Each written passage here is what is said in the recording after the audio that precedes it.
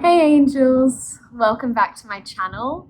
I firstly just wanted to say a massive thank you for all of the support and your kind words and messages about my last video. It was very greatly appreciated. Today I wanted to talk about listening to your body and the connection between your mind and your body. Now, a couple of years ago, a friend said to me, I think I was going through a bit of a challenging situation. I can't remember the specifics, but she said to me, listen to your body. And no one had ever said that to me before. I didn't quite know what to make of that. It was a totally new concept. And at the time, I don't think I really grasped exactly what she meant. I really feel that the connection between your mind, body, and soul is so important. When you're out of balance in either one of those areas, your whole life is out of alignment.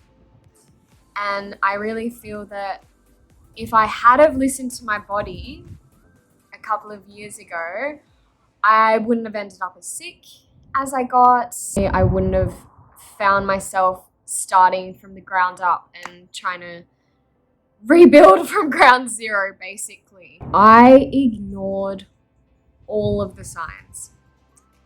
My body was so stressed and so weak, depleted, flat, and it was literally screaming at me to stop.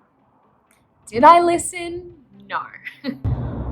I really believe that your body does have all the answers. Everything that you need in life comes from within.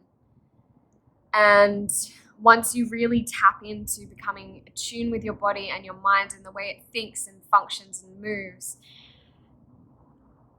everything just becomes a lot easier. Have you ever walked into a room and just felt like the vibe was off?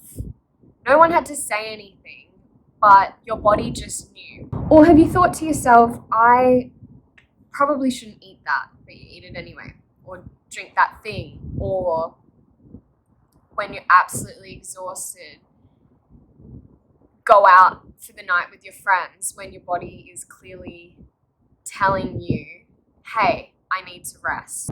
Because I've done all of those things and many more. A brief little backstory into what led me to hit my rock bottom and for my body to totally fail on me, which, to be honest, is probably the worst thing that can happen when you feel like your body has betrayed you. It's not somebody else, it's like you, it's yourself. And it makes you feel pretty shit, to be honest.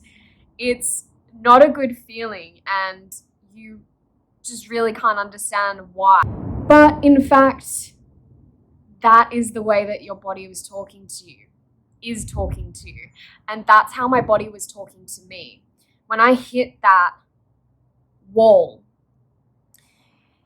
it was literally my body saying, hey, Shanae, listen. We're going to take away, or I'm going to take away the ability for you to even function on a daily basis so that you do stop. If the camera angle suddenly changed, my dog just ran in and completely disrupted me. 3 years ago, there were telltale signs for me. And as most of us do, we push through. That's what we're taught. Carry on. You can do it. You'll get through it. She'll be right. You'll be all good. Sometimes, that is a good attitude to have. But unfortunately, in this situation, and I find even with certain people around me,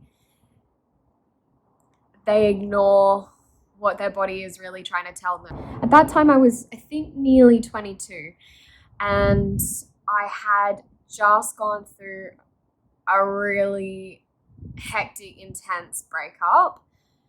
It was extremely toxic and emotional, and it was a couple of years of kind of feeling like this. And I really didn't know how to handle myself after living in that fight or flight mode for so long. Later on, I found out my body was actually in that state for 3 years during the relationship and post breakup as well. And when you're in that fight or flight mode, it's like your body never rests. It never recharges its batteries. It's constantly stressed.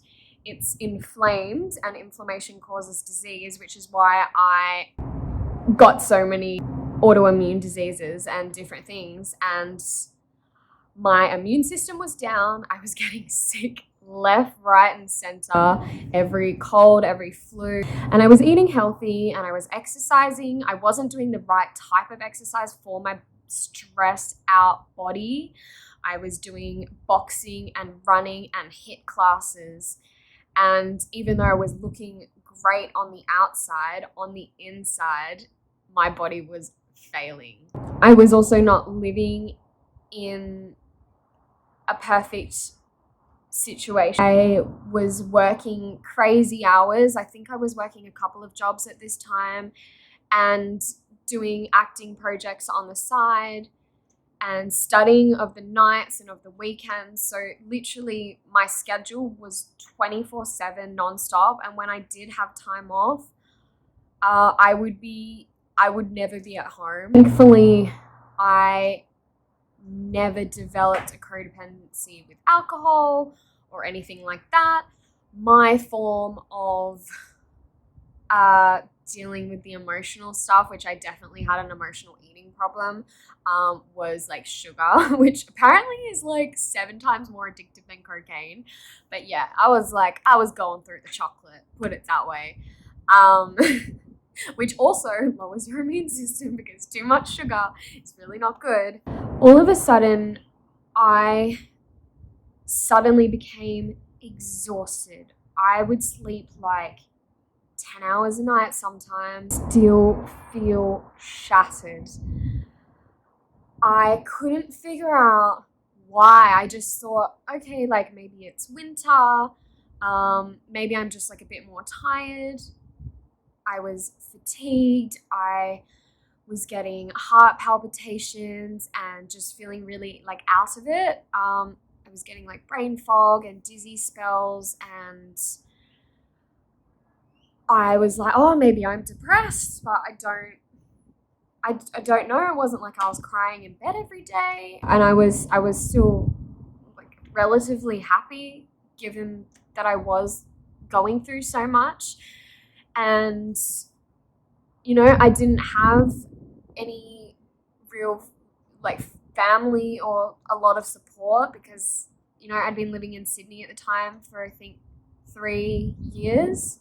Yeah, so eventually I saw a doctor. I got some tests done. They were like, no, you're fine. All your tests came back, all good. I was like, okay, cool. Like, glad that I checked that out. I think it went on for another month, and I was like, I don't know. I kept brushing off my symptoms, putting it down to just being stressed and mainly that it was winter, and who wants to be going out and exercising and doing everything anyway? I literally hadn't changed like my eating or my lifestyle. I woke up one day, it must have been an accumulation because my memory isn't even that good during that period of time. So I think that goes to show how much it was affecting. I saw another doctor and same thing, no results.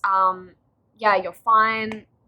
No anomalies. I was like, okay, so I guess I'm just crazy then. Right. I went home to Perth. I saw my old family GP while I was here, and he did some tests. And when I went back to Sydney, he called me and he was like, Shanae, you need to go and see a specialist. Your like thyroid levels and all these other things are just like through the roof. I will do a health video. I saw a bunch of doctors, a bunch of different specialists. I was put on medication. I was like, oh my God, perfect. Now I know why I've been feeling this way. So I start taking this medication and nothing happens. Nothing changes. In fact, I get worse. The brain fog, I never felt present.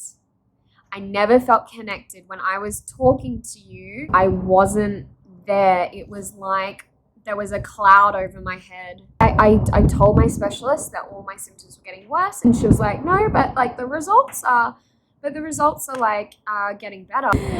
No answers once again. During this time, I don't know why, I just kept pushing myself. I was like, you know, living my life. I got a corporate job, and my workload increased dramatically, and I was still doing classes of the evening. In I think about 8 months, put on 12 kilos, and I'm like 5'2", 5'3". That's a lot for a small frame. And I had never been that way before. You know, you might fluctuate a couple of kilos here and there. I was still ignoring my body. It was like literally screaming at me. But yeah, I just didn't feel like myself anymore. I would just go through my day like a zombie. And I was in complete survival mode. Like, comparing then to how I feel now is like day and night. A part of me wishes that I had listened sooner. Also, with the medication, I was actually put on the wrong medication for 12 months, which I didn't find that out until I came back to Perth. It makes me really sad because I was so far removed from myself, yet I was in the biggest denial. I felt like I was underwater, and I was just struggling for a bit of a breath.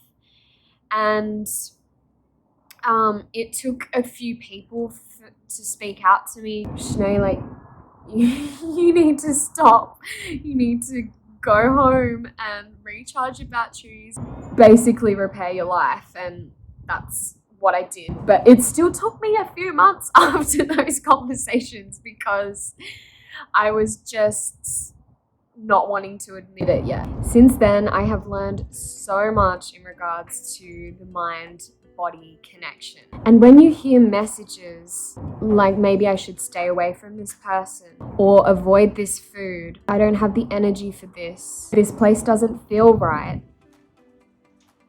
listen. Because you've heard that for a reason. And instead of just brushing it off, hear it, listen to it, lean into it. When you spend time with someone and you leave the situation, do you feel energized and alive and vibrant and happy? Or do you leave feeling drained and depleted and like the energy's been sucked out of you? They're telltale sign. And it doesn't have to be people, it can be an environment, something that you're doing, a task. For me, it's been a lot to do with certain foods. I have cut out gluten and dairy, which has helped immensely. I've also cut the sugar out. Something that I was really called to do was drink celery juice in the morning. Those little intuitive moments, they're coming to you for a reason. Listen to it. It's crazy how much we hear like, oh, I should do this or I shouldn't do that, and we just ignore it. And emotionally, we hold on so much in our bodies. I'm 1000% going to do another video about this because this is a whole another topic. I did a belief system clearing with a lady. This particular session was to do with my ex, and a day or two later I had lost 3 kilos like that. And it's because my body was just holding on to like so much emotions in different parts. It was like I just let everything go and it could just breathe again. Now I have so many ways that I do listen to my body and replenish it on a daily basis. I have my routines and my rituals and all of that.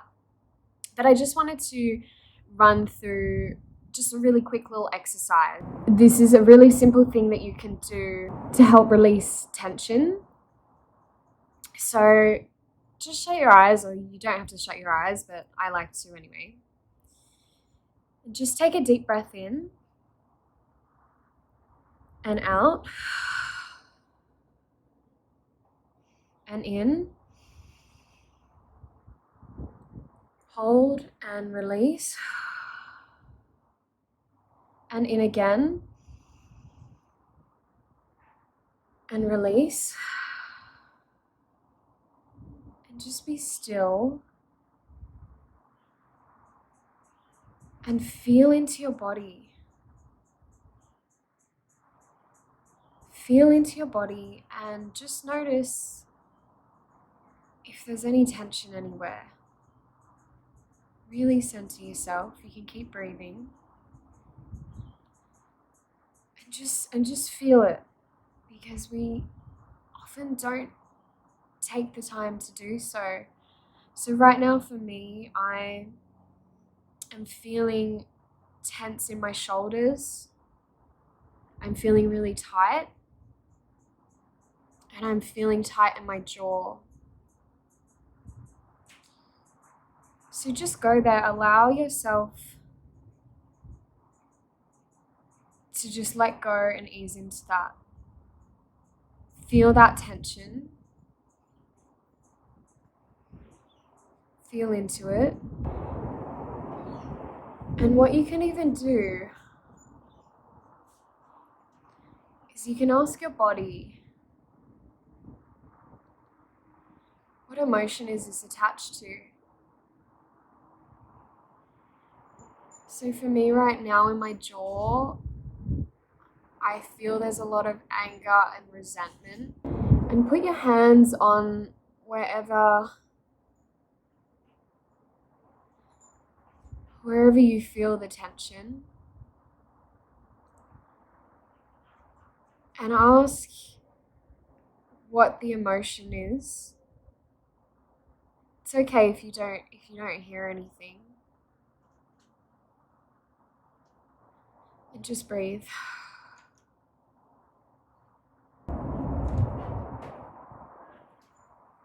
And a big breath in. And let it go.